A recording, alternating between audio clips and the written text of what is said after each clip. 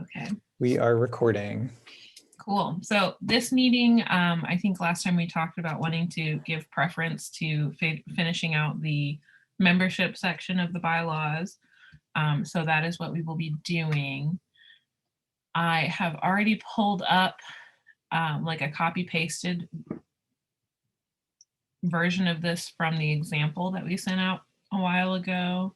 Does everybody still have that file?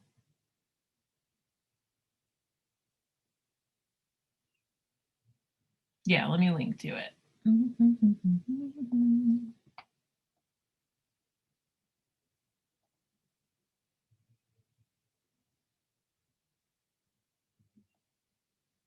Hang on. My loading is being slow.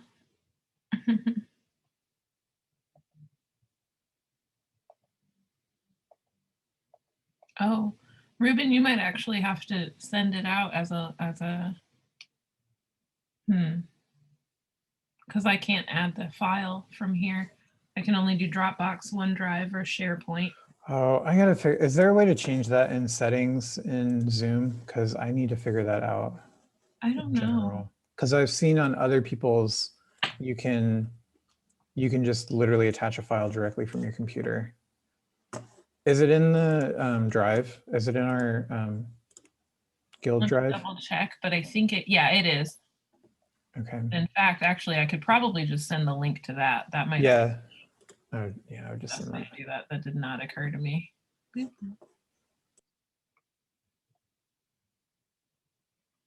Okay. Bam. Hopefully that works.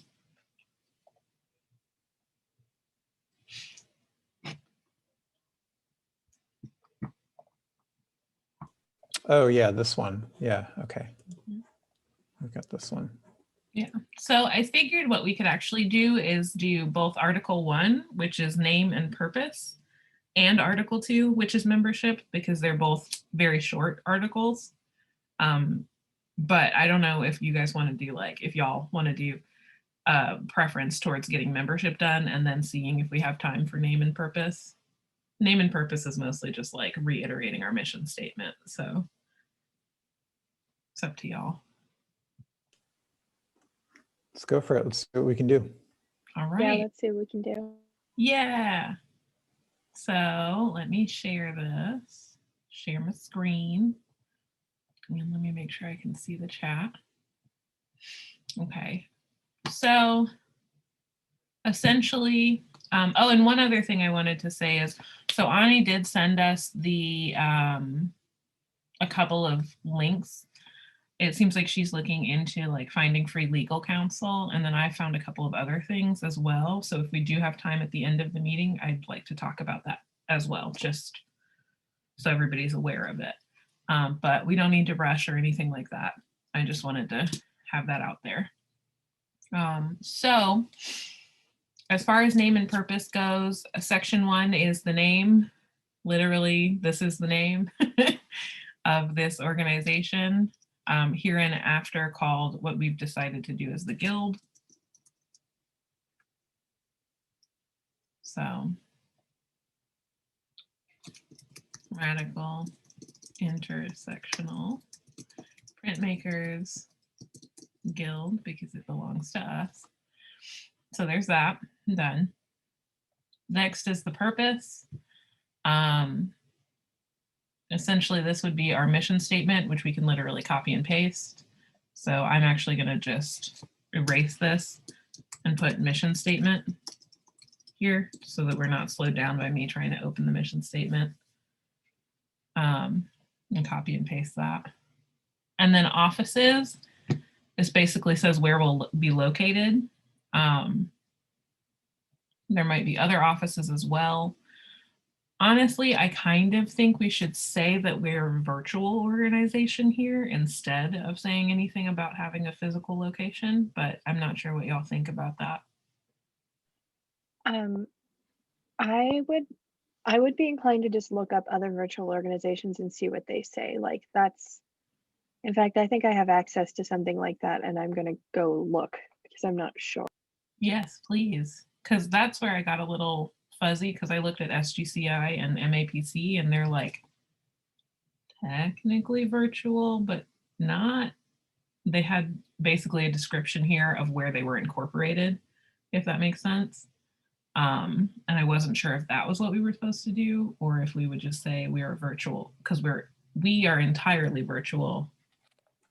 So I'm not sure how to navigate that, but that also might be a question for legal aid. I'm not sure. But yeah. Sounds like I would say then that it would be, you would make the distinction of incorporated in North Carolina, and then we would just say,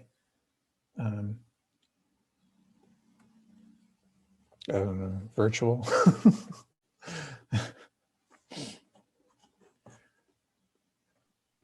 That's definitely a legal avenue that I would recommend doing research into, because I feel like by saying that you're incorporated into a certain state, you're then obligated to certain laws based on that state.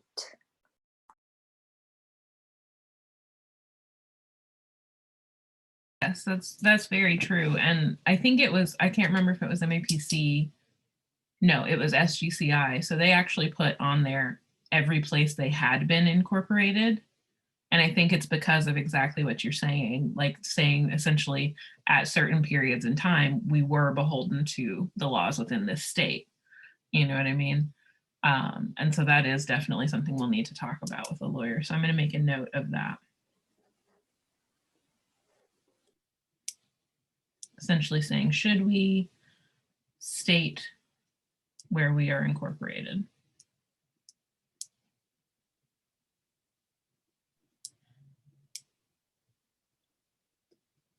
So I am, I help with another virtual organization that's in my area.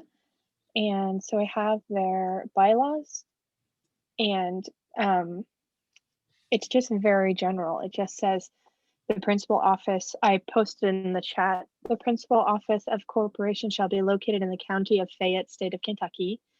This office shall direct corporation activities and be the depository for all corporation records.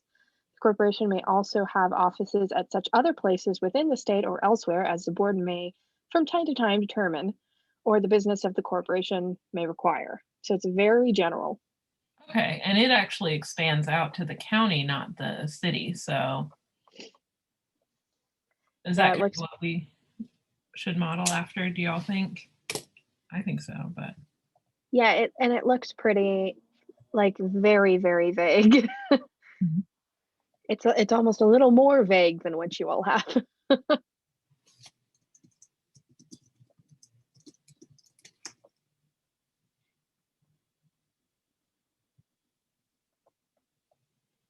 I don't know what to do about registered agent because I do know that's the person who has like a physical address. So I think we're just going to have to leave this here for now. Yeah.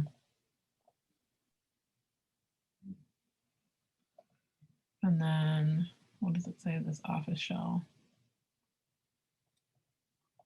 I'm going to try to fuse these two.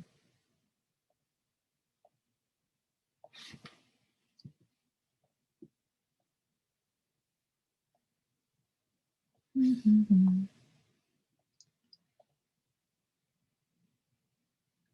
So essentially saying this here.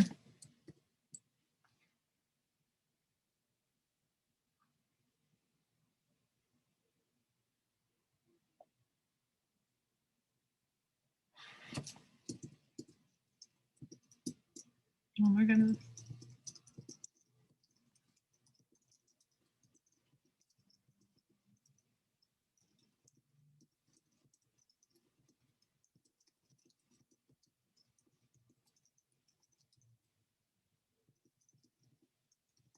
Okay. Sorry, I needed to type it to fully read it out too.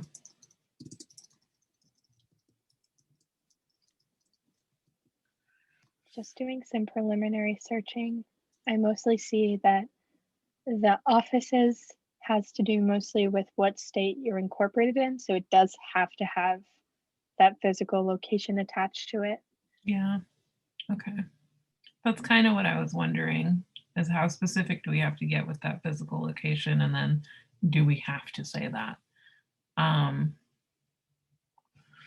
Okay.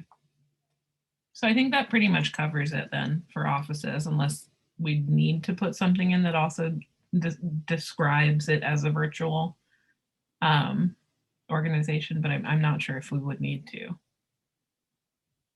Yeah, I'm not sure. So for incorporation purposes, I think that section 3 also just says like, we have someone who lives in North Carolina. Exactly. Okay, cool. So that's it for name and purpose. So yay. Next we have membership. I'm going to, section 1 is very big, so I'm going to try and space stuff out so that we know when we're switching to a new section. Were we bolding these or underlining them? I think bold, right? And then underlining these. I like them bold. Yeah. Okay, let me do these as well. While I do that, feel free to go ahead and get started with general rights and powers for the membership.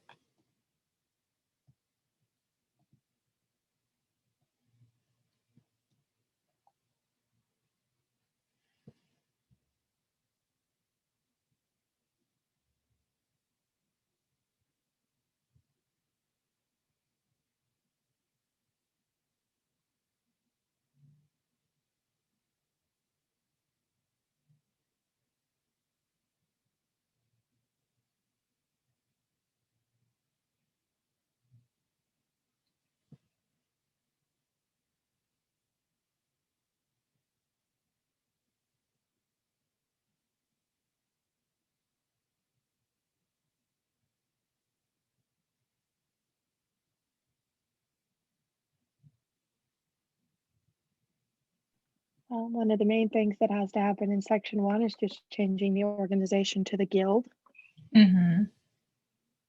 We also need to look at the North Carolina Nonprofit Corporation Act to see if we need to keep that statement.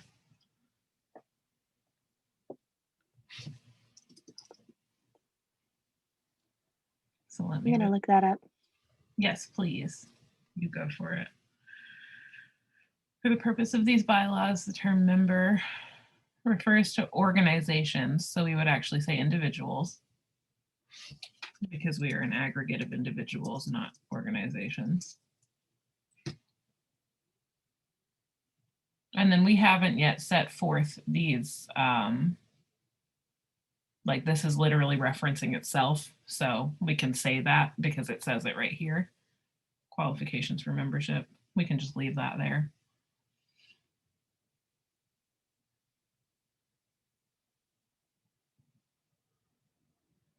Number, classes, qualifications. This is basically talking about what, this is kind of talking about code of conduct in a way as well, but it's mostly talking about like what powers, etc., members can have being determined by the board of directors. So I don't know if that feels comfortable to everyone, but I do think we should instead say something else about that, because one thing we've talked about with their powers is that everybody's vote counts equally. And this makes it not sound that way. So.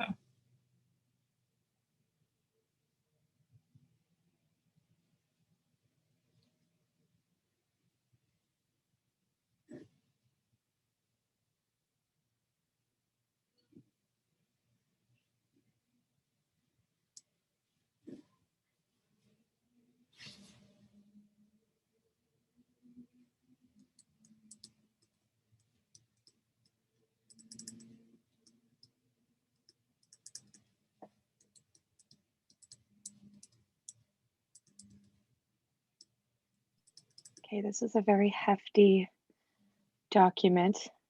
And it's got a lot of things that are the lawyer words. So the Part 2 seems to be what that's referring to.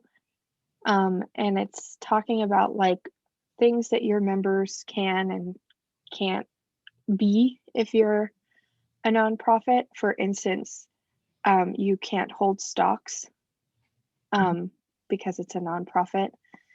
There's a section on liability to third parties. A member of a corporation is not as such personally liable for the acts, debts, liabilities, or obligations of the corporation. So that means one of their rights is that you can't go after them. A member may become liable for dues, assessment, or fees. If a creditor can take action against a member. And there's a section on resignation and termination of memberships that I think we should definitely read more into later whenever we do talk about how to remove members. Okay, perfect. Then I would say, instead of saying we have no legal members with the rights and obligations set forth in the North Carolina, we should say that we do. Because to me, that set of rights and powers seem comfortable. Like, I don't want people to necessarily buy stock from us if we were to ever get to that size. And I'm also thinking I would like them to have the protections as that kind of third-party situation. So we have no legal members with the rights and obligations set forth in. That's saying, well, doesn't that mean we don't have any members that we know of that are breaking any of these rules? It's saying we don't have it's the any members opposite. that have these rights or obligations. Interesting. Yes, it's a weird double negative for some reason. So I think we would have to say the guild shall have legal members with the rights and obligations, but I don't know what the obligations are. That's the one thing that makes me a little bit uncomfortable.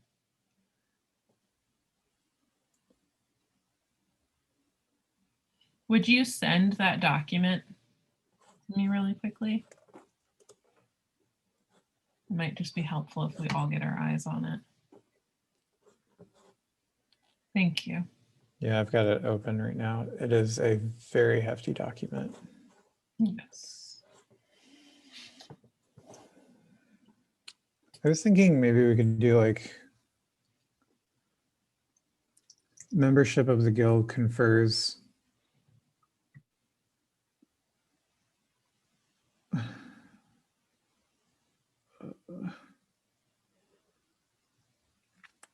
the right, or I know, I guess what you have is correct actually.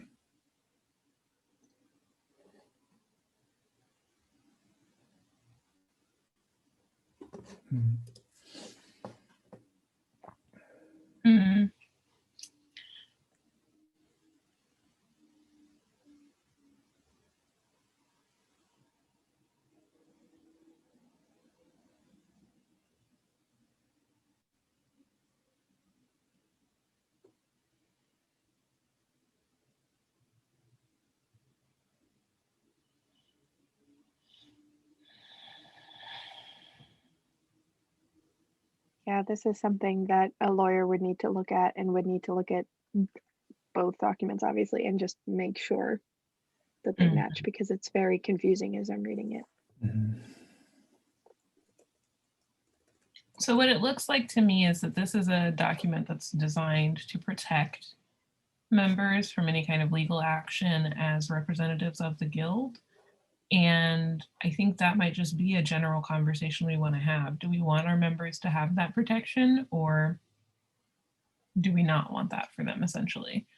And then this little bit, basically the way that I'm reading it, says that we have to lay out conditions of admission and membership, voting rights, etc., how to exercise voting rights, relative rights, and obligations amongst each other, the corporation, and then with respect to property of the corporation. So that's something we would have to talk about as well. But I think the main thing is us saying, because we were going to lay those things out anyway, And a lawyer will definitely be able to help us double check and make sure we've laid out all of that information. But I think the biggest essential question here is, do we want those protections for our members, or do we want to be a little bit more free to navigate how we'd like? There are benefits to both sides because we want to run kind of as a collective more than as a hierarchical structure, which would be easier if we didn't have these protections. But as our members go out into the world, there may be times where we might miss this kind of protection. So I don't know, what are y'all's thoughts on that?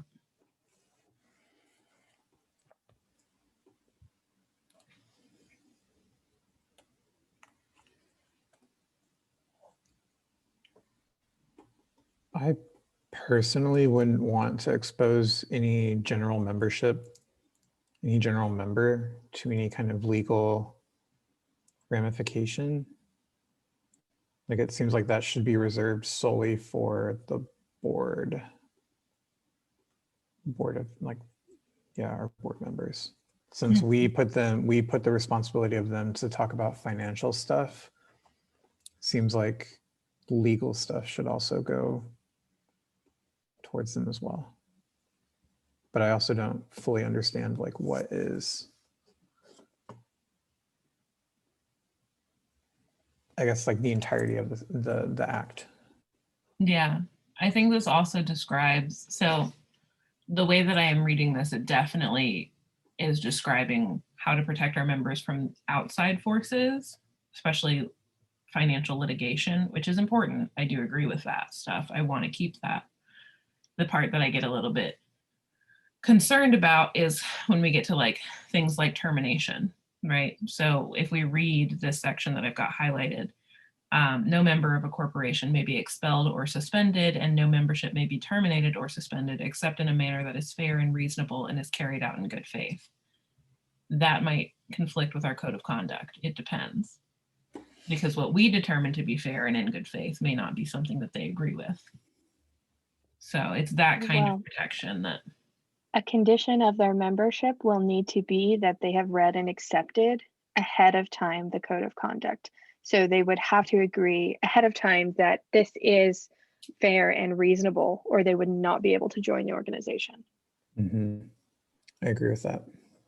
And that's definitely something we'll need to lay out in our bylaws as well. While Yeah, we're working on this.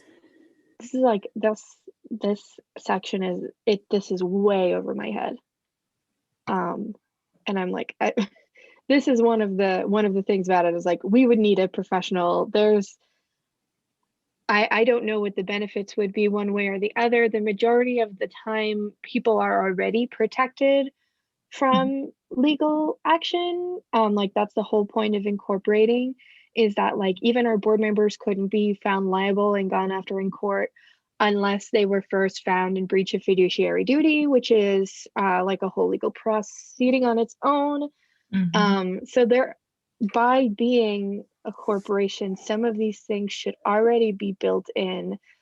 Like we could never issue, if we issued stock, we couldn't be a nonprofit. So I just don't understand what this could mean. So I think maybe what we should do, because I do want to read through this on my own time just to kind of peruse and see what it's doing and how it would and would not affect however we're kind of treating our membership. The biggest red flags for me that I'm going to be looking for are like making sure that they have the ability to vote with the same relevance as anybody else. And then also making sure they have the right to attend any meeting. I think those are really important things. And then of there's course, a section on voting rights. Yeah, I think we were going to put that in not membership, but in, oh crud, let me look at the document. Miscellaneous? I think it might have been in miscellaneous, but it could go here. I don't know why it wouldn't be allowed to go here. It's Okay. typically within the membership. Mhm.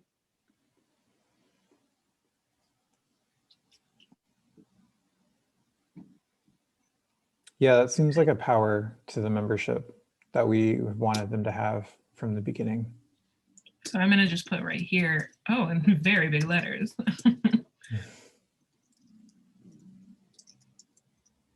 There we go. And we will come back to that. I'm going to highlight this for now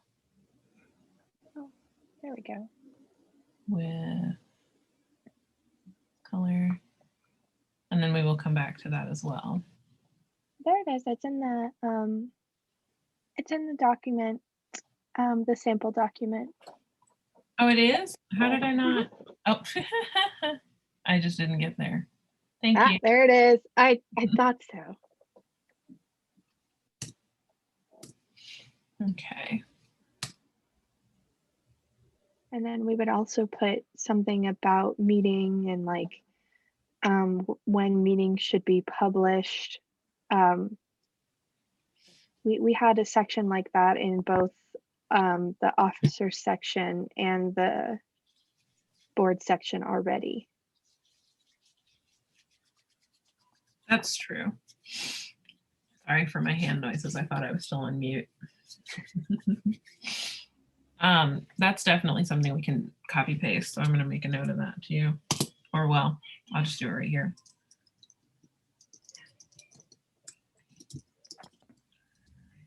Okay. Is there anything else we can think of that this brought up that we would want to put kind of fleshed out in the member section? Would it be helpful if we looked at like the team section or something to see if there's anything else we want to lift from them? Yeah, okay, let's do that real quick. That's not where I'm trying to be. This is where I'm trying to be. I think I had talked about for the teams, I had mentioned making sure that like the volunteer commitment section and like what a volunteer for a team was somehow referenced in the membership section. So when you're reading through members, you're like, oh, I could volunteer to be on a team. Where's that? And then reference to that. Mm-hmm. Let's look at it.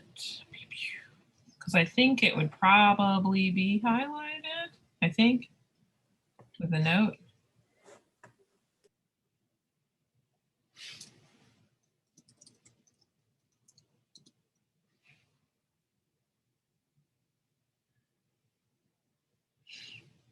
Let's see. Sorry, we're having a lot of storms here, so the internet is like medium slow. Ah, is it that?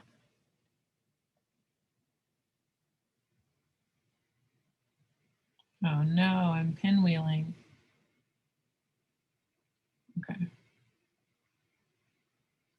Let's see.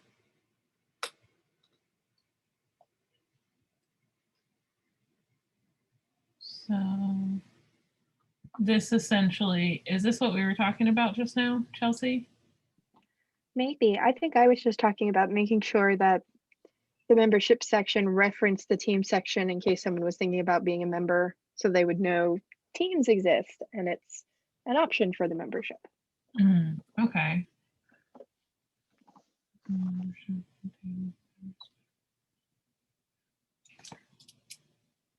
This would be a good way to do it because you're talking about right here, this is where we're talking about the members discussing the needs with their zone rep, and then their zone rep talks to whoever about getting the money for the specific member's needs.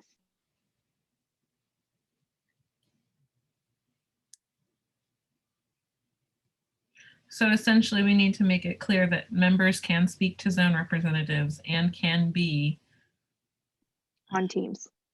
Yes, thank you. Without, should I say without change to their membership status? I mean, our teams are made up of members. Yes. I think I want it to be like clear with voting specifically. Like your vote isn't going to count separately as a team member and as a regular member, you know? Right, like you're not going to get a board member and a regular member vote. It's just one vote. And we can flesh that out a little bit more in voting too. Okay. So, oh, hold on. My mouse is also acting up. Yes, I know it's raining. Thank you. Thank you for telling me. Sorry. Pumpkin. It's okay. Sorry. So he's very upset about rain and the fact that I don't seem to care. So I think we don't need to really talk about compensation. Is it waiver of notice that we were talking about for meetings? Yeah, I don't think it's a waiver of notice because they wouldn't need to waive that they were coming, but just so they know that they have, when meetings need to be announced this amount of time in advance. Gotcha. So I'm going to lift that from here then, because this has the notice must be given at least 2 weeks in advance. Okay. And then they know when to look for the notice, or if a notice comes out too late or it doesn't come out, membership knows a little bit about that. Yeah. And then I have a question about, so I don't think we need to give them structure or vacancies because that doesn't track with what a member is. But I had a question about this formatting. Would this make more sense when we talk about powers and responsibilities, or do we want to keep it in that kind of paragraph form so it's a little bit more amorphous? I think the bullet points make it a lot easier to read the various information. Perfect. I think it's also easier for us to like reference each thing and create continuity that way. So I'm going to copy paste that as well. I'm just going to put it at the end.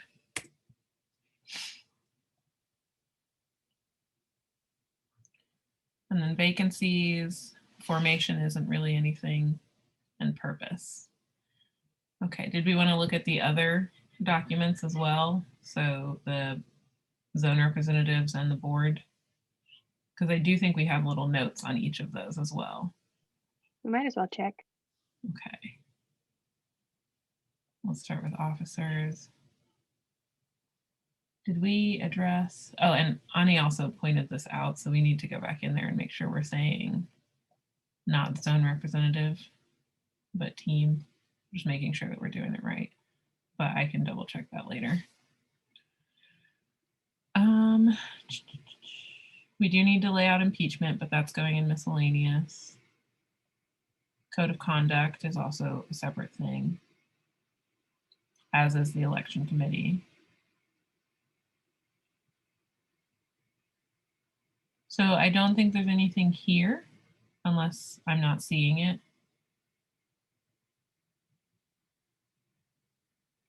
I don't think so.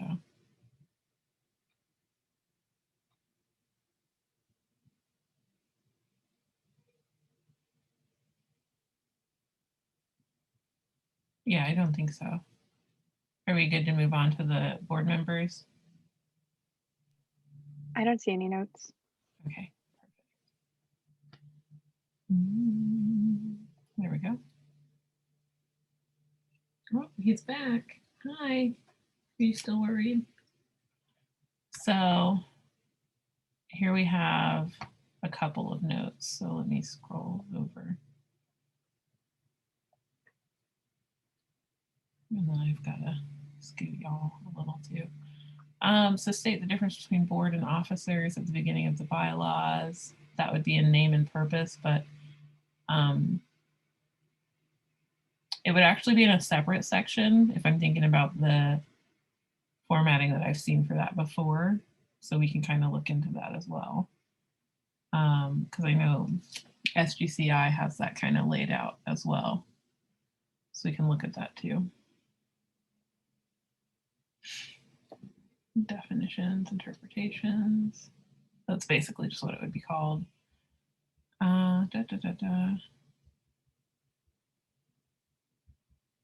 Yeah, I don't think so. Do we want to make any note about committees in the membership, or do we want to do that in miscellaneous? Because members can be on committees, but I don't know if that's the appropriate location for that information. I think miscellaneous. Okay. I'm actually going to make a note of this right now. Okay.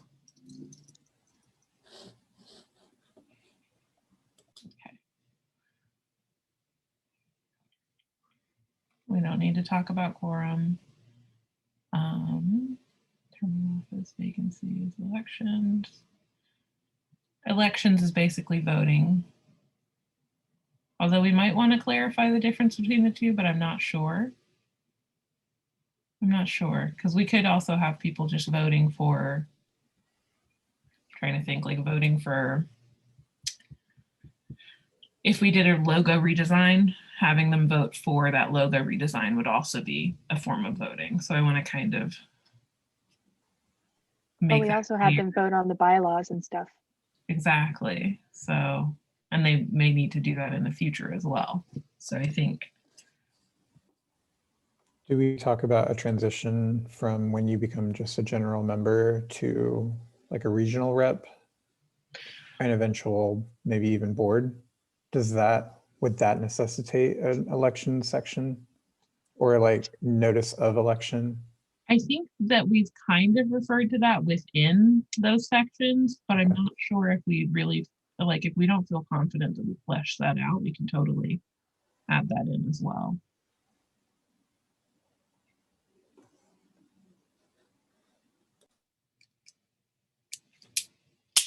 I don't know, what do y'all think? Let's take a look at just teams, for instance.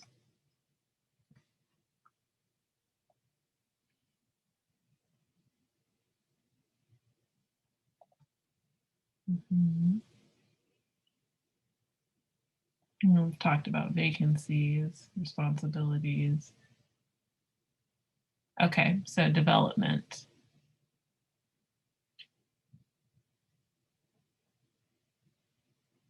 Doesn't really talk too much about that in specific.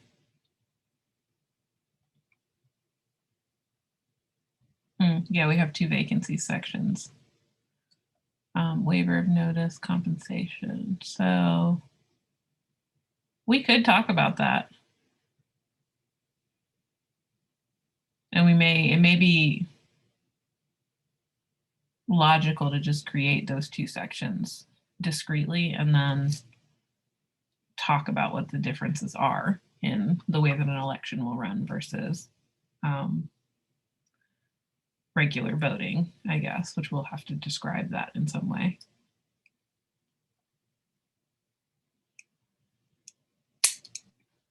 Might also just talk about like voting on all matters. That's true. We could say that.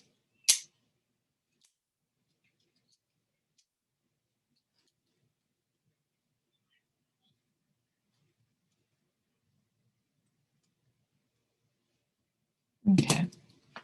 So, term of office. I think that's, I mean, here we do talk about it for the directors. We talk about the 6 months. That's kind of what I was remembering of overlap between the two. But I do think it bears repeating, you know, and a legal counselor might say, why'd you repeat this so many times? But like, we're also a bunch of academics and teachers. So we're like, we have a reason to do that. So, okay. I'm going to close this then, because I think, unless I've kind of skimmed over this, do we all feel pretty confident that we've got what we need from board of directors and teams? Okay, cool. Yay. So I guess let's get down to business part 2.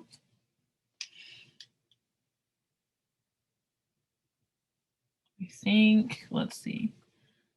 for this, we might as well just make this big because we're done with it. Wait, no, 12 is gigantic. Why is 12 so big? I just went through and changed the size. I'm behind. I'm operating on the other side. I'm just like increasing the size a little bit. Thank you. You're welcome.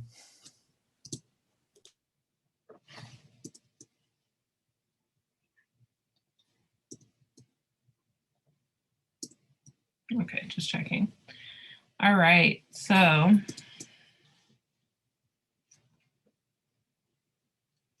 let's go through, I think, the responsibilities first and think about which ones of these we want to keep for membership or like revise for membership. And then that might help us with this big old chunk.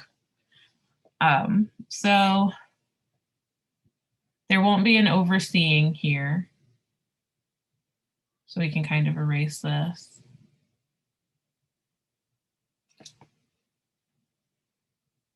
What should we say about the relationship between membership and the bylaws? Instead of overseeing, should it be the word conducted? Membership, you know, just like continues to like uphold code of conduct or like the values rather than like overseeing, they're just being. What if we say membership will be governed by or in accordance with these bylaws? Does that kind of hit the notes? Okay. The representatives are responsible for, they're not responsible for anything. They should just kind of chill. But I will say, I don't want to say special operations, but like democratic operations, I guess we could, there's a better word for that, but Collective. voting, etc. Yeah. Collective operations or collectively operated.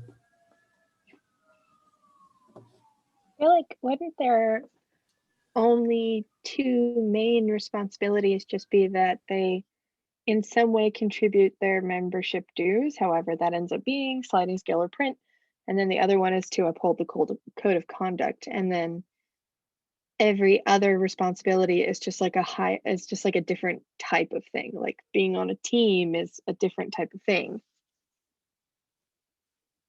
It depends on if we want to consider a duty as voting or voting as a duty. Sorry, I said that backwards. Well, what would they do then if they didn't vote on something? What would happen? Yeah, that's a good point. There's not really any kind of punitive measure. So maybe that would be a better thing to describe as a power, because you don't have to exercise your power at all times. Yeah. Yeah, So the things that instead of they're responsible responsibilities. for are just the things like, if you don't do this, then this happens. There we go. We get a little bit more broad that way. Okay. So if we go with collective operations, yes, members. I don't know. Maybe instead we should just say members are responsible for, and then list. Upholding the code of conduct. I don't think we need to reference it yet.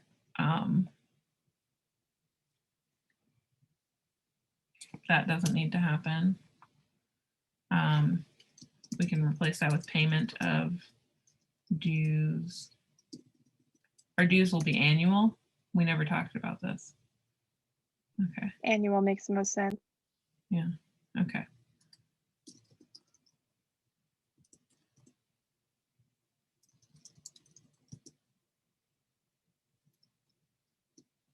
I don't know how to phrase that. Optional fees would be for like events or something. Is that something I should just leave off? or Well, they're not specifically? responsible for paying an optional fee. That's true. Okay. That's something that they could do if they wanted, just like they can vote if they want. Okay, so that's more of a power. Communication, or sorry, communicate and empower fiscal, technical, etc. No.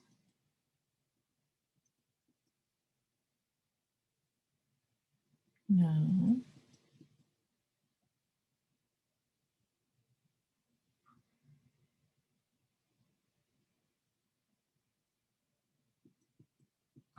Maybe saying something about like completing volunteer work if assigned. You cannot mandate that people do any sort of volunteering. So you can't, if they don't want to volunteer or they don't finish it, there can't be any consequences. You're right.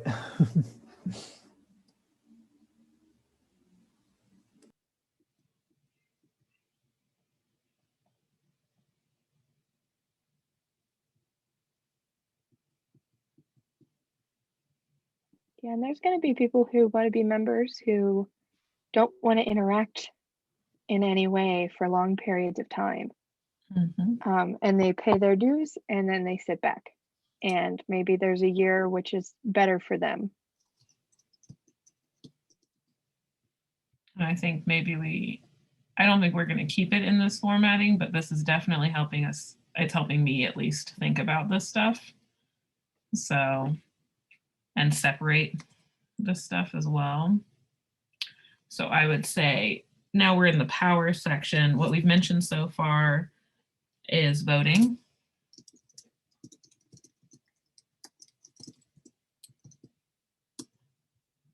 What was the phrase? Voting on all matters.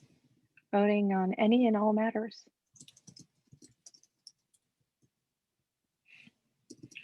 The one place where that might not fly legally, just as a heads up to everybody, is with financial, like fiduciary duties. I don't know if NC law will let us do that for the board of directors. They might have to be the only ones that really get to vote on big financial matters, which, you know, we kind of set them up to do, but just as a heads up. I am going to highlight it as well. Voting on any and all matters presented to the membership. We might not present the budget for a vote because it might only be the board that's allowed to vote on the budget. Exactly. And also there may be certain things that happen within teams that nobody else really needs to vote on, you know, where it's literally just like, okay, cool, we approve this version of Royal Blue, you know, we don't necessarily need to open that up to the membership. Payment of annual dues, we do not need. So let's say the next thing was attending meetings, which we will get into later, so we don't necessarily have to have this here. Is there anything else we'd like our membership to be able to do other than, right, joining teams or committees, I think? Because if you went any farther than that, you'd be essentially qualified as a different level here. Teams is a little bit weird because it's just volunteering, but everything else is elected. So Should we have something about voicing concerns? Yeah, how would To we their zone reps, say that again? I'm sorry. they could voice, they have the power to voice concerns to their zone rep.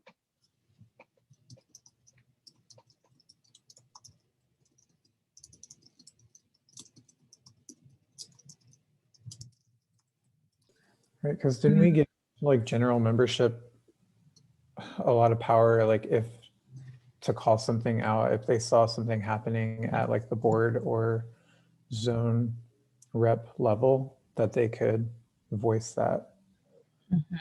And not just voice it, but expect some kind of not necessarily punitive action, but investigative action at the very least. Initiate investigative action.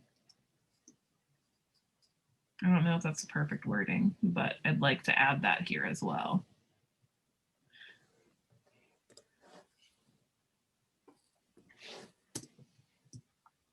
Could be initiate investigative action related to matters of code of conduct.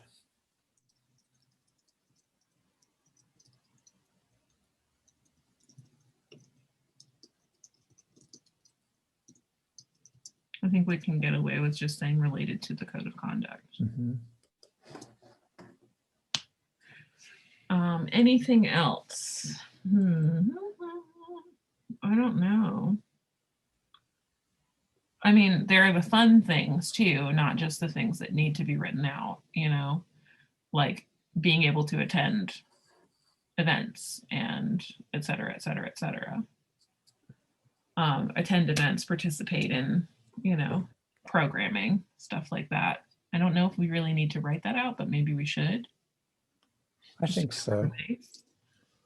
Admittance to things like, or afforded ability to, or no, that's not a good word, but yeah, like the meet our members, promotions and takeovers and social events that we're having. Now, right now we're kind of filing that under programming because I think that's the easiest way for us to label that, you know, I like that, yeah. just because that's such a flexible word. I don't know if there's a better word for that. I'm totally open to using it. I think that's the best word. Okay. I think also the simpler we keep this, the easier it'll be to kind of address. Is there anything else like at a member level that we can think of?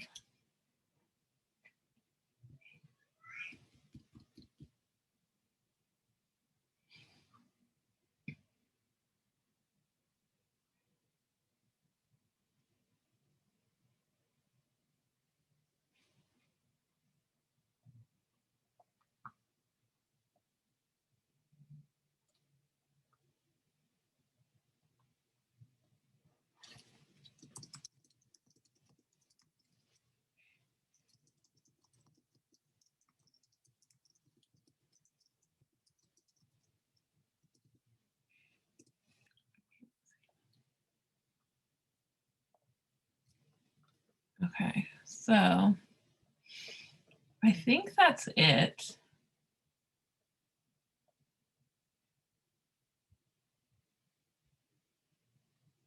Oh, here we go. Proposed programming.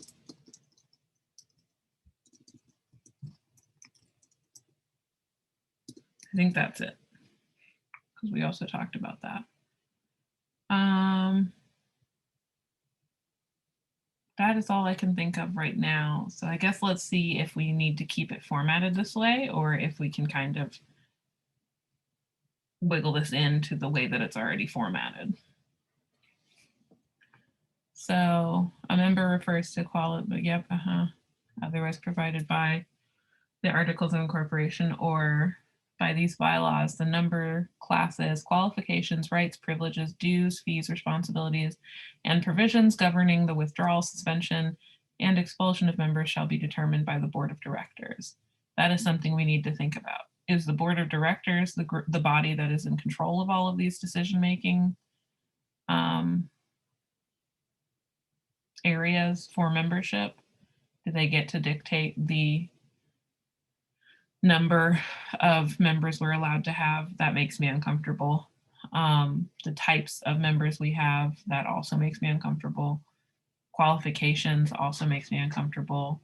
Rights makes me uncomfortable. Privileges also kind of make me uncomfortable. Dues make sense. Fees make sense. And responsibilities make sense to me. But a lot of the other stuff there makes me kind of uncomfortable. I don't necessarily think the board should be in charge of that. Yeah, come here. Come here.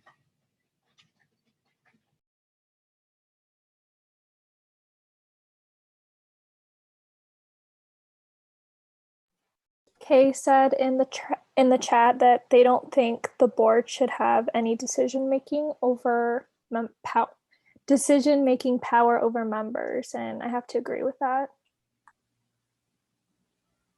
So I just want to make sure I understand correctly what was being said. So do we mean that they shouldn't have more power over the membership than the members do? Or do we mean they shouldn't have any power over the membership at all? I just want to make sure I'm understanding right. Like at what capacity would they have, like, what does that look like? They're having decision-making power over even the dues. Like, what does that look like? Are they keeping track of it? I imagine, I don't know. I don't think the board would even be having a hand in that. You know what I'm saying? Like, I know that they are dealing with financial things, but like, what does it look like for them to keep track of that? Or is it just keeping track, or is it something else that I'm not seeing? Yeah, let me look really quickly at what the board says, just so that we're making sure we have kind of like a subject verb agreement here. So they will be periodically surveying, yeah, okay. Reviewing and approving the guild's budget. So essentially, I think they would need to look at membership dues for that specific reason. Support raising the financial resources required to meet the guild and membership's goals and objectives. So, okay. We didn't put in here that they would be the people who are essentially dictating the way that the, not dictating, that's not a good word. It sounds bad, but making decisions about how high essentially the membership dues would be. And then also setting, I think, caps on donations too. That's where I'm kind of like, if we're going to do the pay what you can, it would be a good idea to have the people who are fiduciarily responsible to be involved in dues, because we are going to have to put a cap of a certain amount on any kind of donations we take in. And then we're also going to have to pay taxes on that. And they are the ones who are responsible for paying taxes. So that's my only concern with dues specifically. But I do think it makes sense to kind of take away fee decisions, if that makes sense. Because I don't think, I'm going to go like super galaxy brain here. Let's say we're at a point where we have zone representatives and like a good healthy following in Germany, and then also on like the west coast of the US, right? And it's like rural Germany for whatever reason. I don't think that the West Coast, like a board member on the West Coast, should be dictating how expensive it is to like pay a fee or whatever the fee is to participate in a certain event. I don't think that's healthy, because their idea of money is going to be very different from a rural German person's idea of money, right? Or even we could go even smaller and say just like rural Nova Scotia, you know, things are very differently priced in Canada and in rural areas. So how are we going to kind of mitigate those two things? I think that fee setting should maybe fall to zone representatives instead. I'm not sure though. Maybe it could be collaborative between the two, because like if board members are the people that are looking at the financials and they're really familiar with it, they might have like a good sense of like what we need to like not survive, but like, you know, make it okay the next year. But I like also, I don't know, it just feels like it should be more of a collaborative decision. It shouldn't be something that like only one set of like one portion of the organization gets to dictate. And we can also have some like a cap or something like that, where it's like only like 2% every year or something like that. Or I don't know, that gets really messy too. But if they can only raise it a certain percentage every year, then that would be cool. I mean, or they could do the bizarro. Nope, that's not fair of me. I'm not even going to bring it up. It's okay. We could do sliding scales, or we could do, you know, all kinds of different things. But I do think it's a good idea to try and make that language collaborative, which I think was what our intent. I know. I think that's what our intention was with saying here. All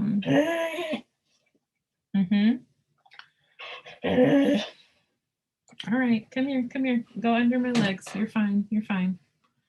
Sorry. It's thundering now. So ensuring adherence to the law, right, supporting raising the financial resources required to meet the guild and membership's goals and objectives as coordinated with the zone representatives. I think that does kind of fall under that category as well. So I agree with you, long and short. So I guess for this situation, we would say, instead of the board of directors, we would say determined collaboratively.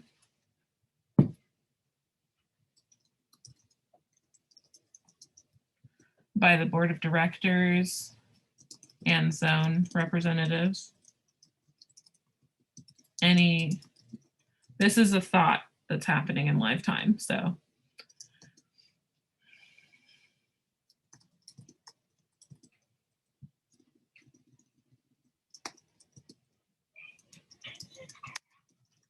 Any changes to these categories would require a vote that is open to the membership.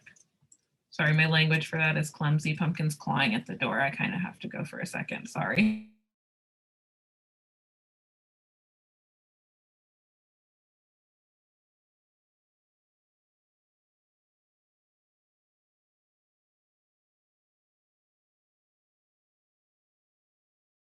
Okay, sorry. I had to get his dad. So I think probably the best thing that we can do is like look at this sentence and decide whether or not we think voting can kind of mitigate some of those concerns, or if a combination of voting and collaboration would mitigate those concerns. What do y'all think about that?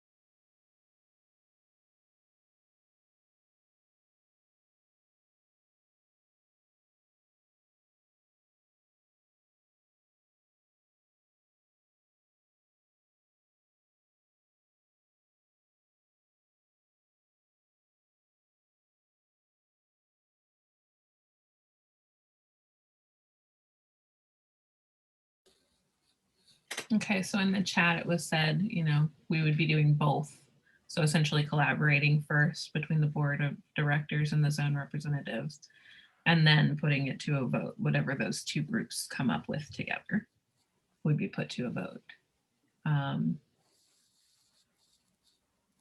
The think vote is how the membership is activated. exactly. Like their perspective. Okay.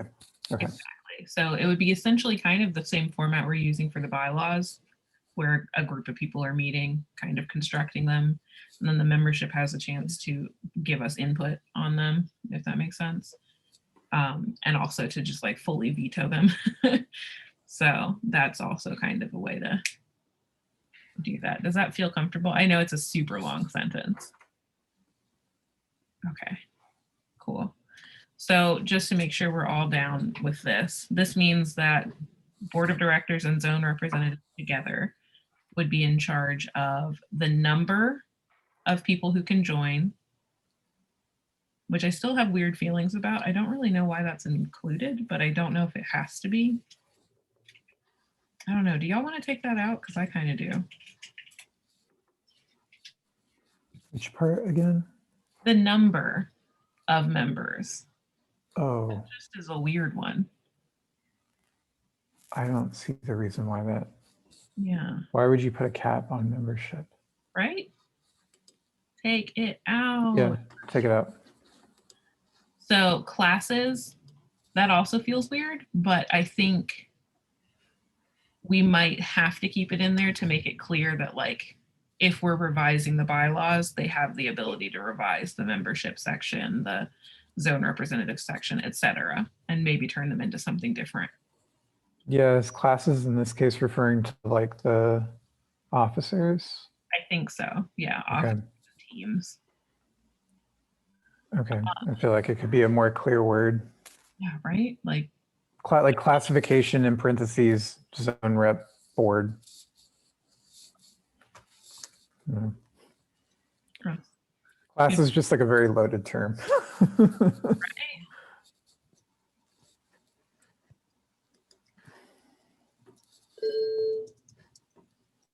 And then qualifications also. So what qualifies someone to be a member would also be a project that's dealt with this way, with board of directors and zone representatives working together and then putting it up to a vote.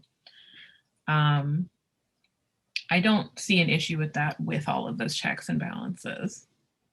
I think it feels okay to say, you know, whatever qualifications go to this team or this group.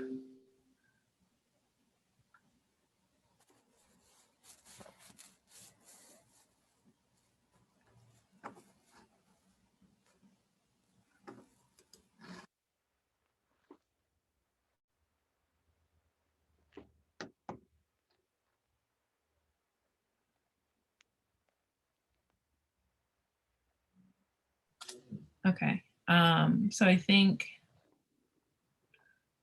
we're at qualifications, the rights and privileges. That's all kind of based on them being able to edit the bylaws, so that makes sense. Dues and fees we just talked about. Responsibilities we talked about. And then provisions governing withdrawal, suspension, and expulsion of members. That is where we get to the code of conduct. So do we feel comfortable with the same system of voting? Well, of the zone representatives and the board of directors working together and then putting up whatever revisions to the code of conduct they might do, putting that up to a vote? Does that feel comfortable to everybody? Okay, cool.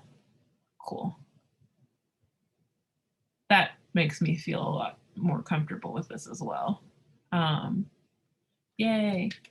Okay, so any changes to these categories would require a vote that's open to membership.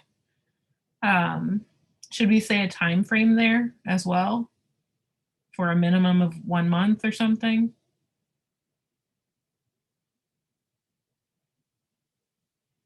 Or would that go in voting later?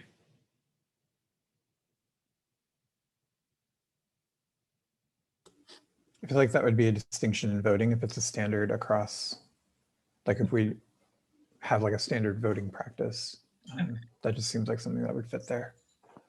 Perfect. So then, except as may otherwise be required by the Articles of Incorporation or these bylaws, any right of members to vote and any right, title, or interest in or to the organization, its properties and franchises shall cease and divest upon termination of membership. So basically, when somebody's no longer a member, whether they've terminated it or whether we have had to kick them out due to code of conduct violations, essentially, they no longer have any rights to vote, any right, title, or interest in the organization or to the organization or any of the properties or franchises. So basically, it's a full severance when they're terminated. Does that sound comfortable to everybody?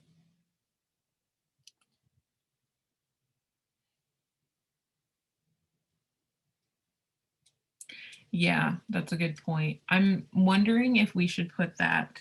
Oh, Chelsea said we might need to decide. We do need to decide if they're getting their membership fees back or not if they are terminated. I think we might have to do that either in the code of conduct. Well, but if we're talking about self-termination, let me scroll down really quickly. Well, what about if they're submitting like a print, something non-monetary? Yeah. Do we just give that back, or I don't know, set it on fire? What do we do? I don't Do they know. have the right to ask for it back? I don't know. Yeah, that's a good point. That could be a thing where in payment of dues, like that's sort of late, it could be laid out to where once you've paid, because like I've not heard of that getting like refunded. I mean, that would be very generous of us, I guess, but like I've never heard of that across like any other nonprofits. It's like you pay it and then like that's kind of your also like the nonprofits like mini insurance of like you are going to like hold yourself accountable. Mhm. It's like So your you lose your accountability. membership fees. You forfeit your membership fees. Mhm. Okay.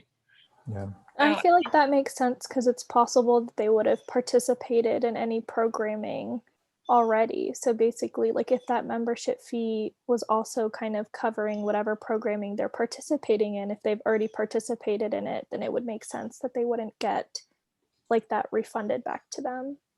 That is a very good point. Yeah.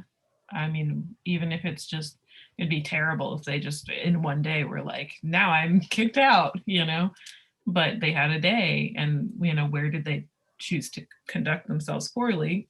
Probably within the membership, so they have benefited from it in some way. So I think that's a good point. What No, do we do? Mhm. Well, I was gonna say, what do we do when it is a print though, when it's not monetary? I think what we will do is probably just keep it in Okay. our vault. Yeah, you lose your membership fees, so you lose that print and any profit we may have made off of that print if we had like done a fundraiser, right, by selling those prints. Oh, right. Okay. I forgot that that was something that we do too. Okay. Okay, so it's just a matter of figuring out where to put that. Do we put that in code of conduct or do we put that in qualifications for membership or approval of members? I would put it with termination, Okay, and we don't have a forfeiture. Is there any discussion of of removal or termination?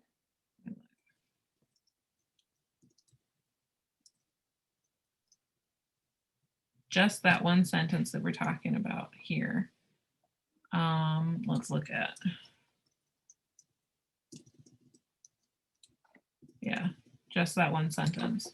So I guess where we're at right now is the place to put it. Since it's the only place they talk about it here. So let's see, how can we work that into this already super long sentence? Except as my other.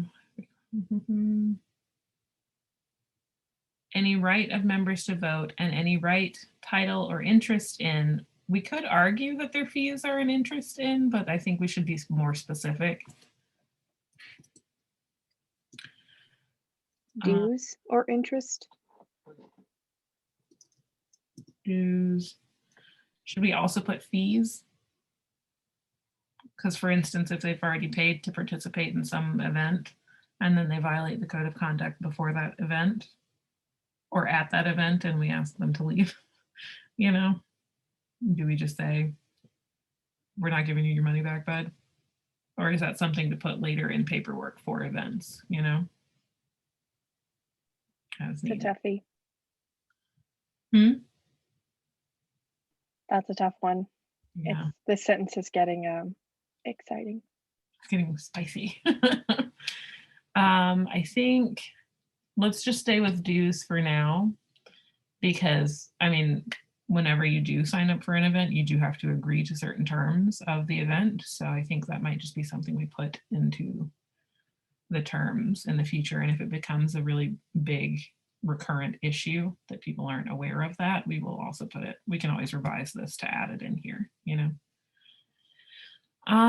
So any right of members to vote and any right title, dues, or interest into the organization shall cease and divest upon termination of membership, except that liability of a member for a sum due to the organization.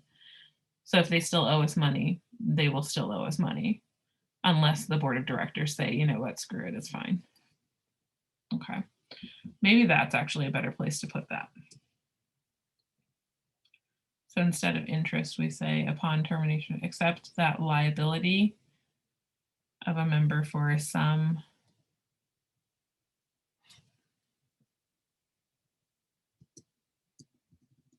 I'm actually just going to say for dues or fees, because those are the only sums I can imagine them owing us, unless there's property damage somehow.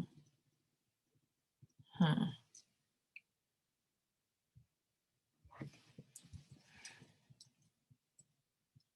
What did they say before for some?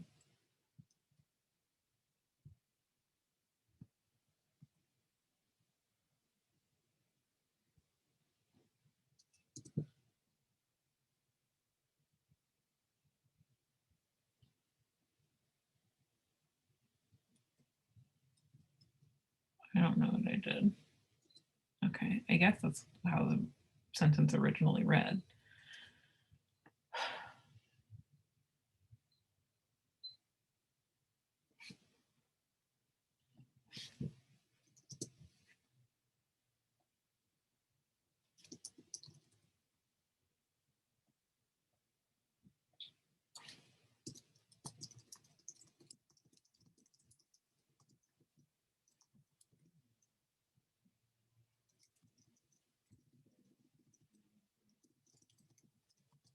Is that a way to say that?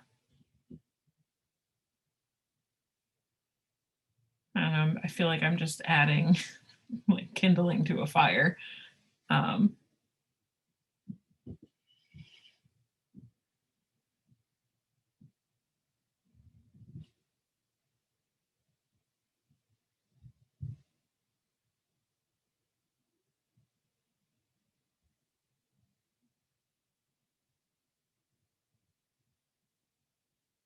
hmm. I think we've made the point. It may just be that a lawyer needs to tell us if this is a real sentence, you know? Because to my brain, I'm like, this is not a sentence. This is a run-on. But I might propose a slight, maybe like a period there, and then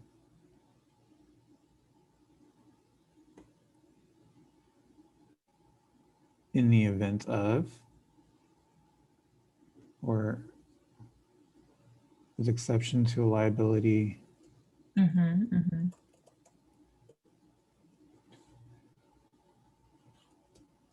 exception to liability for some due for the guild, some due, and then the guild, with exception to liability of a member for some, for I think a sum might help if we say, but then that means one. for any sum, Yeah. with exception to liability of a member for any sum due, the guild shall survive such. Why the word survive? But I think that might just be legalese, like it might have to be the word. But Oh, I'm okay. Shall survive such termination unless otherwise expressly provided.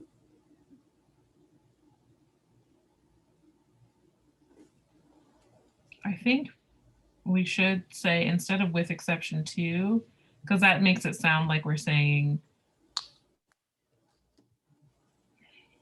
it doesn't quite make it sound like we're trying to say what we're trying to say. I don't know how to phrase what we're trying to say though. With interest in the organization, its property.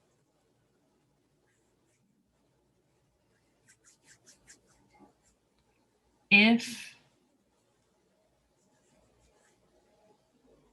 I mean, I feel like we could honestly say if there is a liability of a member for any sum due, the guild shall survive such termination unless otherwise expressly provided. So we just say if there is a liability of a member for any sum due. And then I think what I might actually say is any dues and fees are forfeited by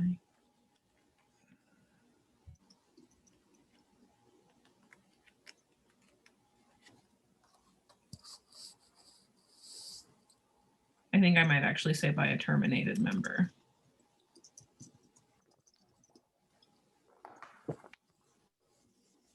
That way it doesn't matter if they self-terminate or, yeah, maybe forfeited upon termination is better.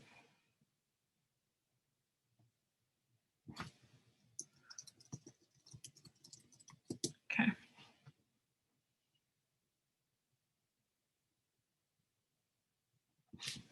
Of membership. I do want to be specific about that. This will also mean that if anybody dies while being a member, they don't get the money back. I'm just letting you know. That's a fact. And then also if they were like, oh, I was a member, we don't have to refund them if they're like, I don't like the direction you guys are going in, So hopefully no one dies, but people die every day. I'm sorry, let's go somewhere else now. I would like to move on from this thought process. So I think that is a good workable place to be for the draft. Does anybody feel like we should add anything to this section? Essentially, this has just described general rights and not powers at all. So we might just do section 2, powers and responsibilities, and leave this intact. Does that sound good?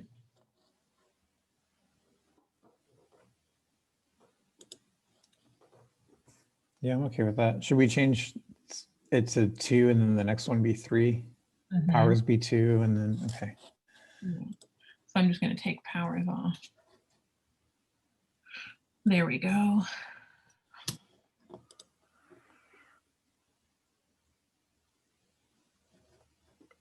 It's a period. And then this is short enough that we can make it a sentence instead of a list. And that might actually make this a little bit shorter. Is that okay with everyone if I turn this into it? Okay.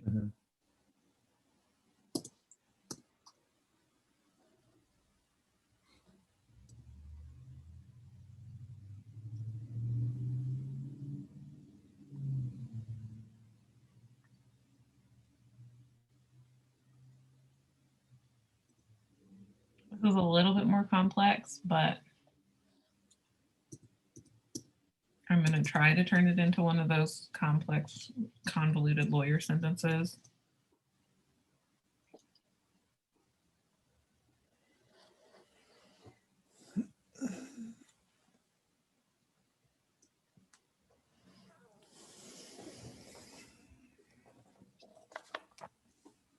I'm going to clarify that they can attend meetings at any level, because I think they should be allowed to hop into any board member meeting if they want to. But feel free to dispute me on that. Join teams or committees.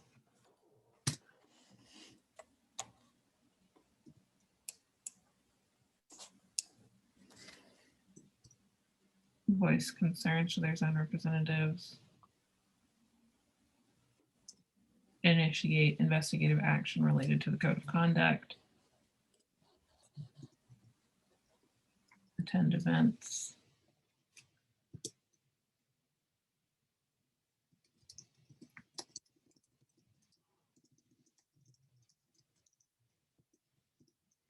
After paying any requisite fees, just so we make it clear that not every event's going to be your free event forever, And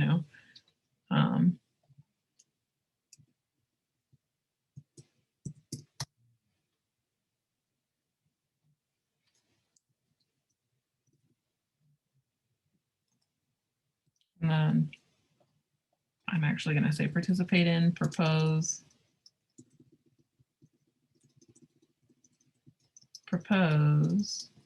participate in, and benefit from programming. Does that feel satisfactory? Cool. Yay. Okay. Qualifications for membership. Nonprofit organizations which are incorporated in or registered as foreign corporations in North Carolina, and which are or would be eligible to be tax exempt under section 5013C, C3 of the Internal Revenue Code or successor provisions are eligible for membership in the organization, subject to any additional standards which may be set by the board. That's a big sentence.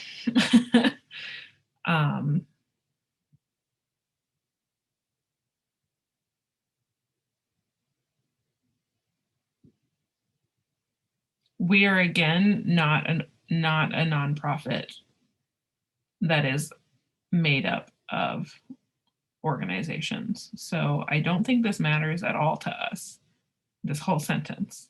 I tried reading it again and you can't really apply these things to individuals. So individuals can't be incorporated. So we could take that off. They can't be registered as corporations or be tax exempt as individuals. They also can't have successor provisions or be subject to, well, they can be subject to any additional standards. So I guess that's the only part of the sentence that applies to us.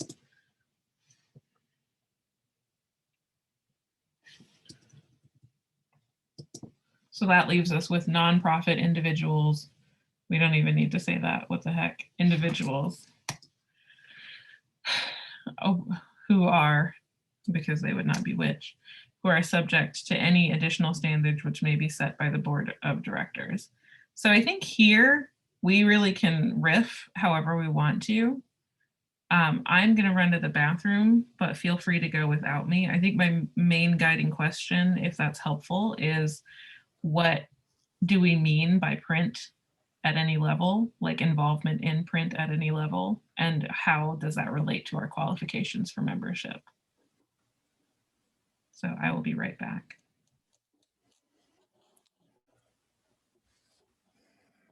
I mean, shouldn't it be, and I'm asking just those of you here, like, shouldn't it be just if you're willing to pay your due? Yeah, because we are like, I mean, like I don't know. I'm of the mindset that anything can be a print, anything can be argued a print. And so I'm down for people who like test that, you know, like I think of our current member, Joey, who's like running around making like impressions from like the landscape, you know, with like a brayer, you know, very much like, you know, very loose tradition of like print, but it's still meeting all the different qualifications of it. So like, I don't know. I just think like if they're willing to pay a membership due, then they're down. Agreed. And even if like they don't ever print or do anything ever, they're now associated with us, a printmaking organization. Yeah. Yeah. Yeah. And like, yeah, why can't you just be like a friend of print too, you know?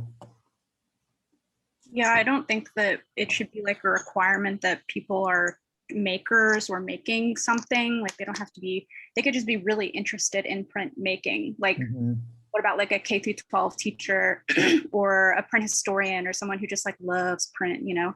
And then I wanted to also mention that the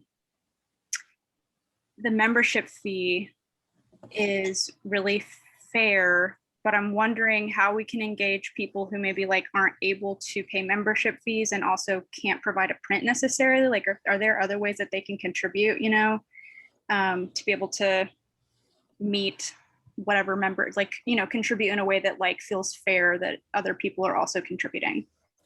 So I guess we should think about that as well. So if it is monetary membership due or qualifying objects, and I'm just using that like in air quotes, could that object be a service of some kind? That Like, does kind of put the onus on them to maybe like go a little above and beyond. would a service mean something like volunteer work? Yeah. but not, maybe not volunteer, but like,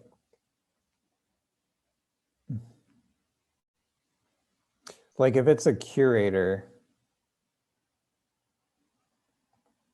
or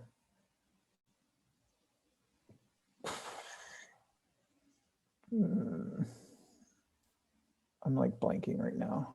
Even like maybe like a web designer. Yeah, fees should definitely be sliding scale, I think. So, What if we instituted like a pool of money that covers, it's like mutual aid, and it covers membership fees for people who want to be members but like cannot raise the money, you know? I don't know if that is like too specific, but that's another option, is we can like cover fees for people who really want to be a member, can't raise the fees, and that money comes from, I don't know, I'm thinking about like the way that like sick leave works at my job. Like we all get sick days, right? And we have the option to like donate them to people who, you know, think of someone who might be like terminally ill or needs to take care of somebody, or, you know, whatever the situation might be. And we can choose to donate our sick leave to that specific person, and it benefits them. I guess this would only be in the case of like money or something. And maybe it's too specific, but it's on my brain, so I thought to mention it.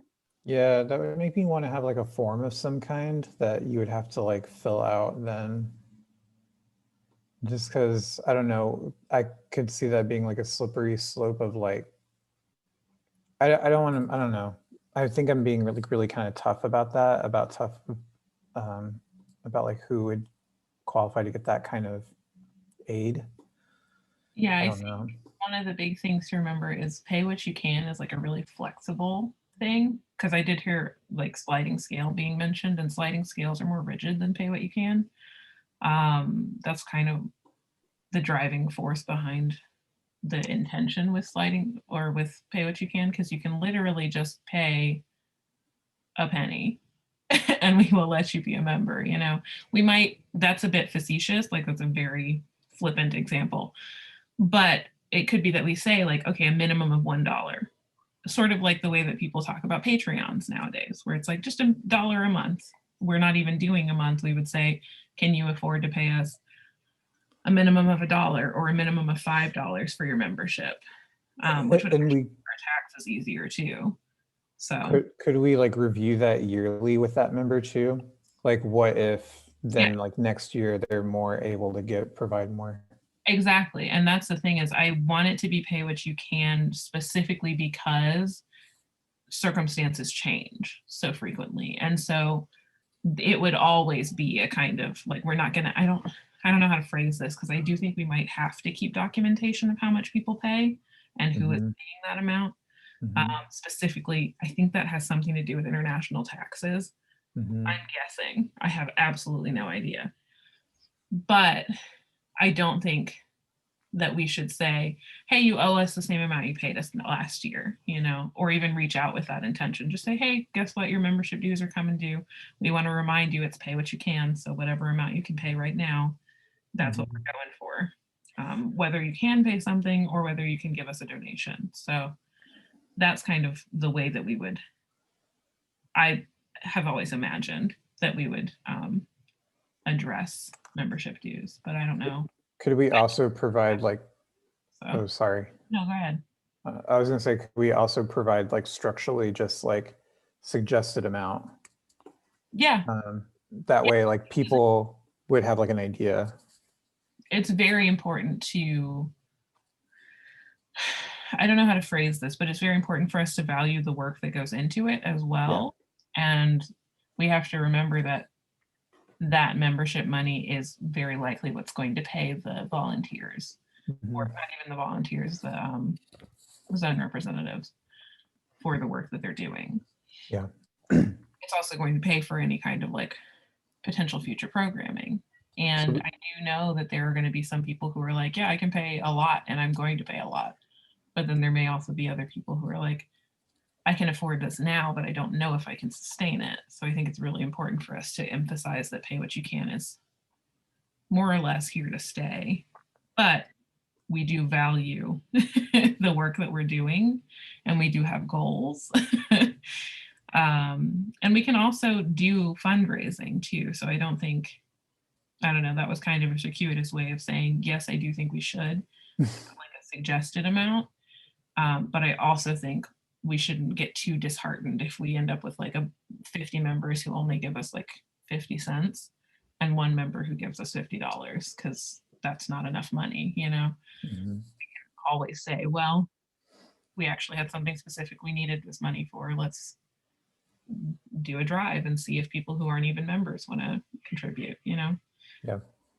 So in that case, then we'd have dues and then donations, fundraising, maybe even like print sales. Yes. Yeah. Okay. Raffles of some kind. Cool. So really So- diversifying our income, I think. Yeah. So we would probably then have to like lay that all out then on the due page, like pay what you can. If you feel like you're unable to pay a lot, but you feel willing to donate a print, here's a link to donate your print here. Yes, specifically on the website, that would all be laid out. And then we'd have to reiterate it on the Q&A because people will have questions. There's not everybody encountered to pay what you can before, but Yeah. I don't know if that addressed what y'all were talking about either. So I'm sorry if I just like showed up and derailed the conversation. Well, the main thing was, the qualifiers, and we decided that, really just payment of due was going to be like enough, because we are even open to the idea of, friend of print.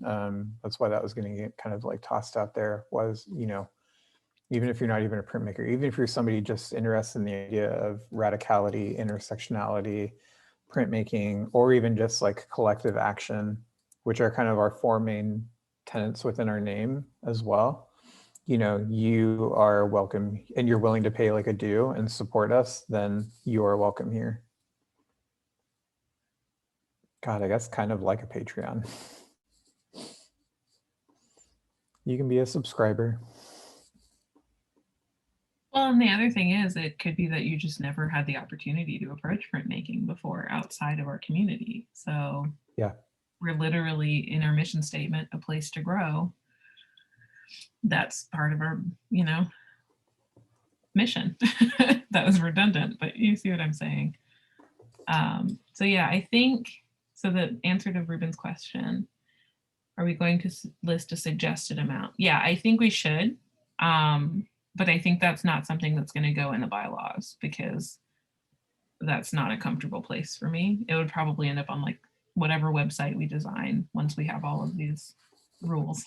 Seems like, yes. I was gonna say too, it seems like as we revisit that annually, like maybe the suggested amount could change too based on what we have planned forecasted for the year. Mhm. If we're forecasting like a conference here, like our suggested amount may be like a little bit higher. Our first year may be a little bit lower, depending on the needs being met. Yeah, so I think what we can say here then, if we're coming back here, is we talked about Friends of Print. So we can say one phrase we've used before is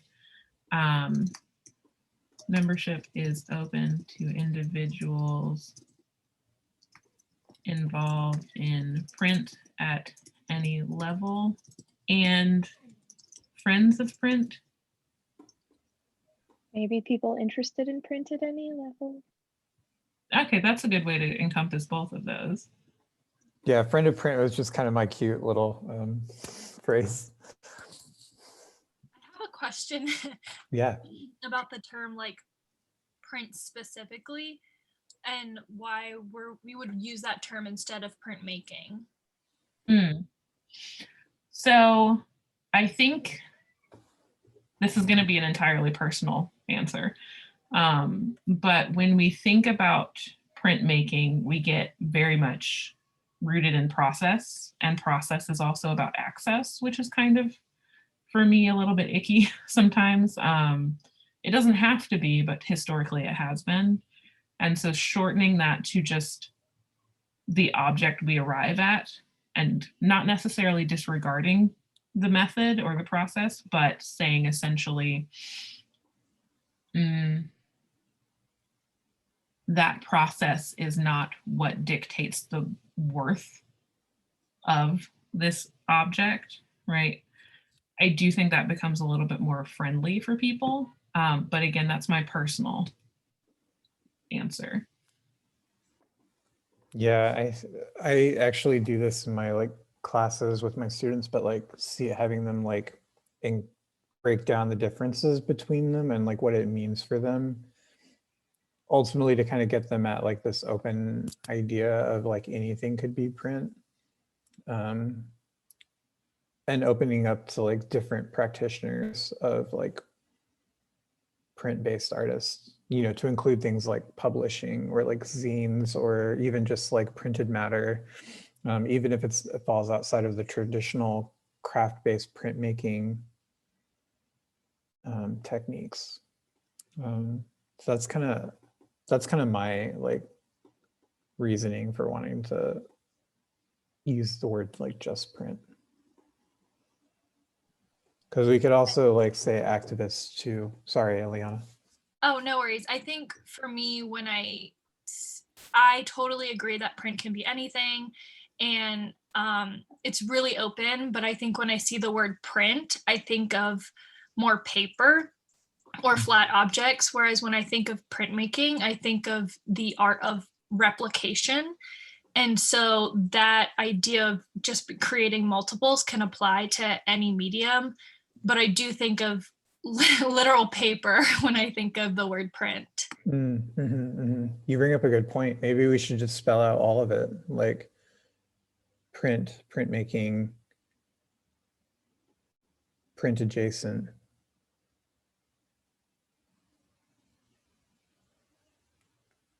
Does that help? Kind of adding that statement. Yeah. Yeah. I think that really helps people understand, like, it doesn't have to be, I feel a little weird about having it media because again, that maybe makes a historian shy away.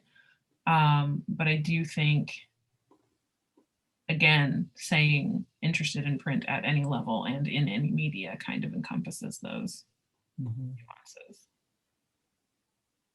I don't know if printed matter is trademarked because I've definitely heard it before and I don't know where. Yeah. The So, name of a business. Yeah. In Brooklyn, I think. It's in, there's two of them. There's one in Chelsea. Okay.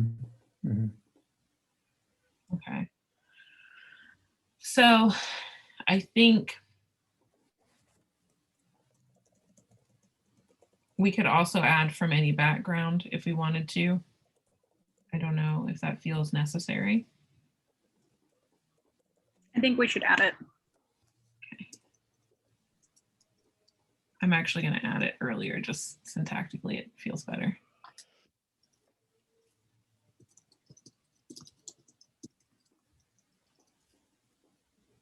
Individuals from any background who are interested in print at any level and in any media. Does that sentence feel good? Yeah. Cool. So individuals who are subject, well, let's not go there yet, actually. So we've talked about what kinds of people qualify, what levels of experience, etc. We can talk, I think, here about dues as well, because that does refer to your qualifications.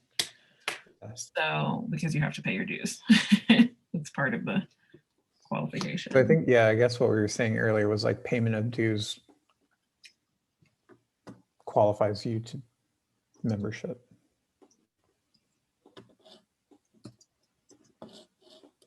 Well, so how should we get pay what you can in there?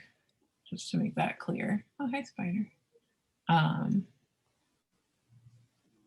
Individuals, I guess.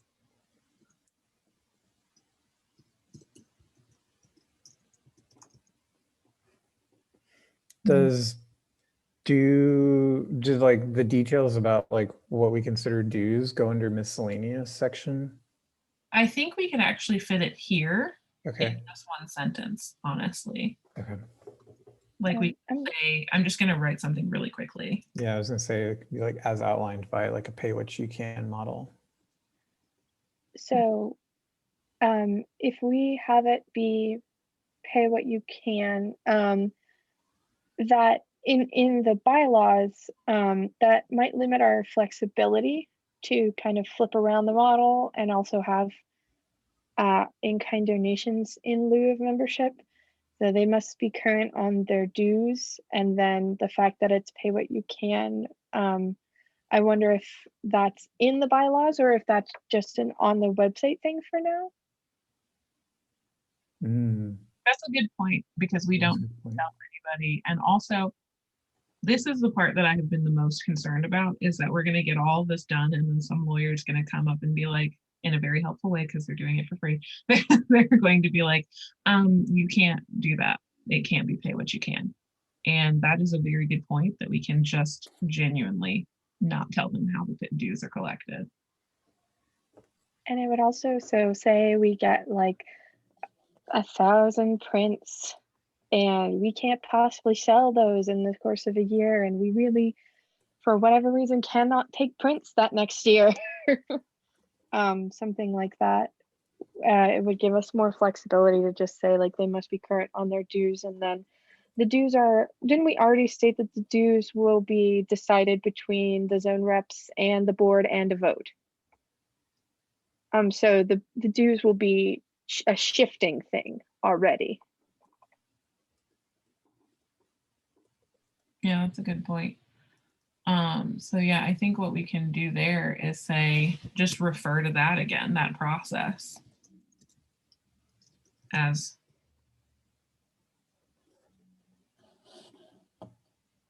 created through the, I want to say aforementioned process, but I can't do that. I have to reference the section. Right here. Through the approval process, I think is what I'm going to call it.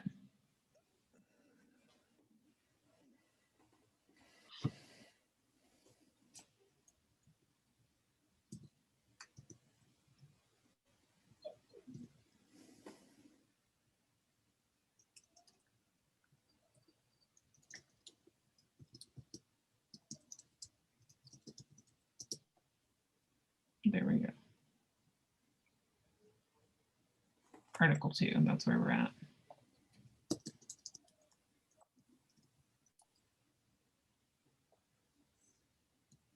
Okay.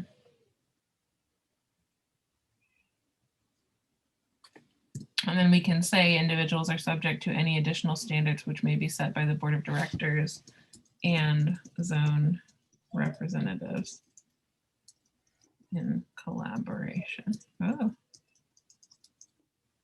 Do we need to put that up to a vote as well? Or should we just say they are set by the board of directors and zone representatives?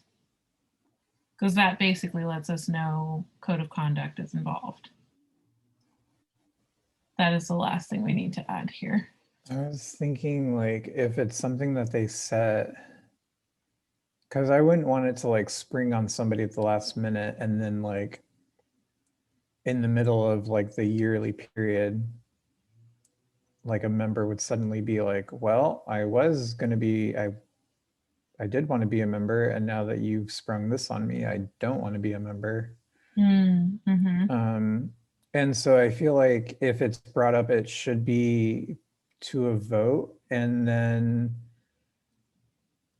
applied in the next year when the next set of dues are due.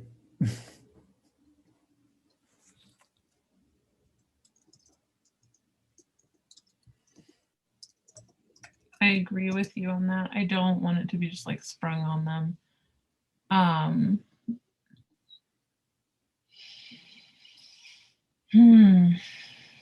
While you were talking, I added this other sentence, but I'm trying to think now about how we can add that information into this last sentence. With a Even if it was in a collaboration with a vote, that would be, it could still happen in the middle of nothing, so. Should I say, should we attach it to the election period? So we say at the end of an election period, that is when any additional standards would be set. Because that basically says, okay, we have a bunch of new people in, do they want to change what membership looks like? You know? I don't know.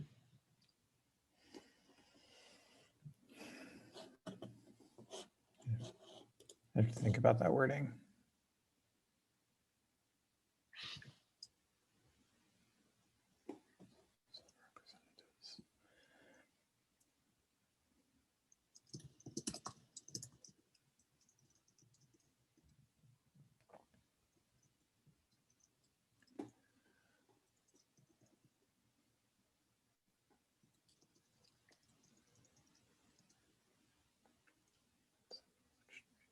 I think I should be more clear that it's the end.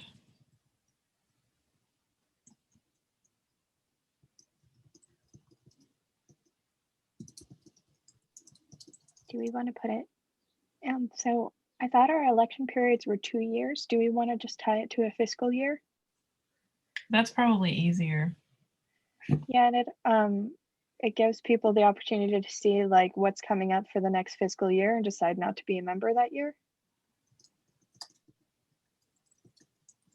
Yes.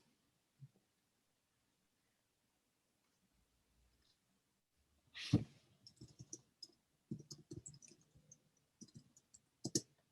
I added a little note about it being publicized, which I did not. Well, I don't know why it doesn't want me to say publicized. I guess that's not a word.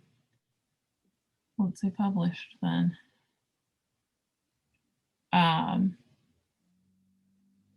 So individuals are subject to any additional standards which may be set by the board of directors and zone representatives. Oh, we don't even need to say which must be created and published. We can just say created and published at the end of the fiscal year. I think syntactically that's fine. Any additional standards which may be set. Okay. And I'm realizing now we're at 4:04. Does anybody have to go?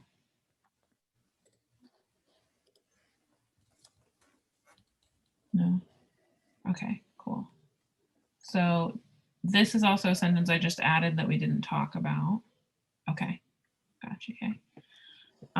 Individuals must also hold themselves to the code of conduct signed at the payment of their dues. I do think it's important to say when you sign that. But I think there's a better way for us to say that that's more legalese and not just like, hey, sign this paperwork.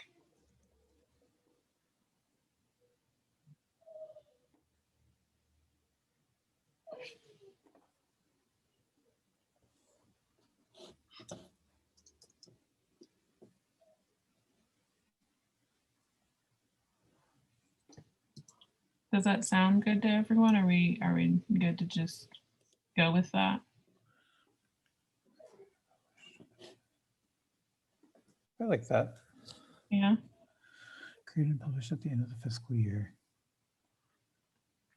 Maybe just like at the end of the fiscal year as part of a standard vote. Okay. Just so it's clear that like this wouldn't just be like dropped on, but it would be like collectively voted on. Mm-hmm. Gotcha. Okay. So then the next thing is approval of members. I feel weird about that. I don't really want to approve members. I think that when they pay their dues, they are a member. Okay. Take it out. That would also take forever. Yes, it really would, because we already have over 150 people, which, you know, not everybody would necessarily want to be a member once it becomes financial as a commitment, but still, even if a third of those people, that's still too many people. And we're setting up a process for removal. So if there's someone that the board member specifically objects to, they just bring their receipts.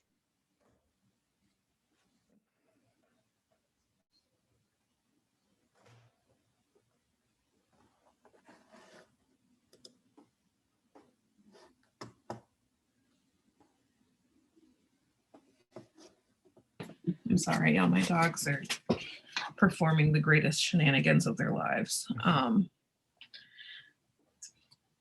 really wish I had been more focused during this meeting, and I apologize for that.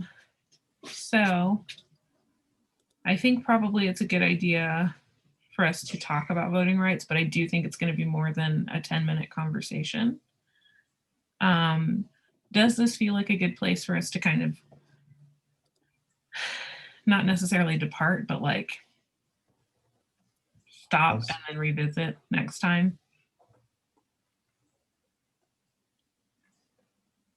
Okay. Seems like I a would- great place for us to move on to, or for after this to move into the miscellaneous provision and code of conduct. Yeah. Okay, I'm going to put this little line here so we remember where we were. This also actually works pretty well because our membership is currently voting on 2 things. And then this way we can kind of finish this out. And then next time we meet, do the revisions for those 2 things. And then we can have, you know, a bunch of votes out all at one time again. So I think that's a good idea. I don't know if we have anything else to discuss. Does anybody have any other things they want to talk about? Or do you mind if I talk a little bit about the attorney situation? Okay. So I'm going to go ahead and close this. So Ani sent this link to me, to all of us actually, for Pisco Legal Services. I do need to call them still, because I'd rather call to talk to them and figure out, you know, before I do an application.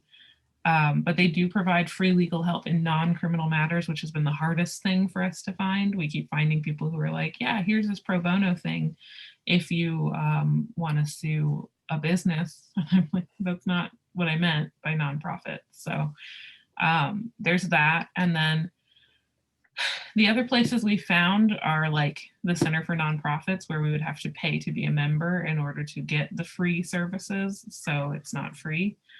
Then there's this NCCU program that I haven't reached out to yet because I'm not 100% sure how to. I'm not sure if I'm supposed to just call the School of Law or how I get in contact with them. So I will try and go ahead and call them. This was really promising, the Volunteer Lawyers for the Arts, but when I got into the nonprofit assistance program, which is what we would participate in, there's the word pro bono everywhere, but then at the bottom, it tells you it costs $785 Oh my God. somehow. Yeah, wild. So we're no longer looking into working with them. There's still this page, which I had reached out to before, and they essentially were just like, watch these videos, which was very unhelpful. But I might try reaching out to them again, just saying, yeah, I watched your videos. They were not helpful for what I'm trying to do. Can I speak to a person now? But I think these, specifically this law office, is really promising. So I think that might be something that we will go forward with. I don't know if anybody else has found anything else, any other legal information in between our meeting times. But if you can keep your eyes out for that, and then of course, as we're going along, anything that is funding related, where we could apply for funding once we are incorporated, please just do a little bookmark of it, or you can send it to the Instagram page and we can bookmark it there or archive it there or whatever it's called. Because that I think will definitely help us starting out. So yeah. Okay, I think that's all I had to really say.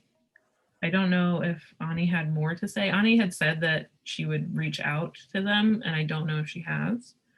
So I will need to email her first before I call them. But either way, one of us is going to call them. I think Yeah, next time we will just go back into membership and then revisit the votes that we have open now. Those votes close on the 30th. So if you haven't already voted on them, please do. Just because you were involved in drafting them doesn't mean you can't vote on them. Excuse me. And then I guess, yeah, just let me know if there's anything else you want to talk about.